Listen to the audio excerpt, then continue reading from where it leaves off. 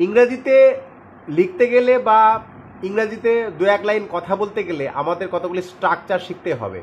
সেরকমই দুখানা স্ট্রাকচার আজকে শিখবো। একটা হচ্ছে hardly.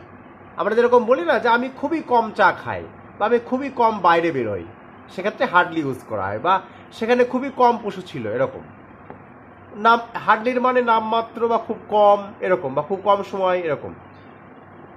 I hardly go out, আমি খুবই কম বাইরে যাই এরকম। আই হার্ডলি ড্রিঙ্ক টি, আমি খুবই কম চা খাই। আই হার্ডলি ড্রিঙ্ক টি, আমি খুবই কম সময় চা খাই এরকম মানে।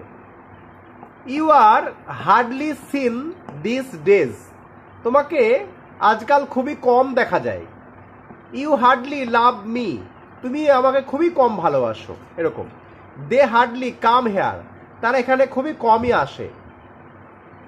তো আশা করি হার্ডলির ব্যবহারটা শিখেছো। এরপরে আমরা শিখব ইফ নেসেসারি এর ব্যবহার। NECESSARY, মানে যদি প্রয়োজন হয় এরকম এর বাংলা মানে। যেমন হি উইল কাম লেটার, সে পরে আসবে। ইফ নেসেসারি, যদি প্রয়োজন হয়, অর্থাৎ যদি প্রয়োজন হয় সে পরে আসবে। এই লেটার মানে পরে। হি উইল কাম মানে সে আসবে, লেটার মানে পরে, ইফ নেসেসারি যদি প্রয়োজন হয়। মাই ফাদার, আমার বাবা, উইল টক লেটার, আমার বাবা পরে কথা বলবে, ইফ নেসেসারি যদি প্রয়োজন হয়।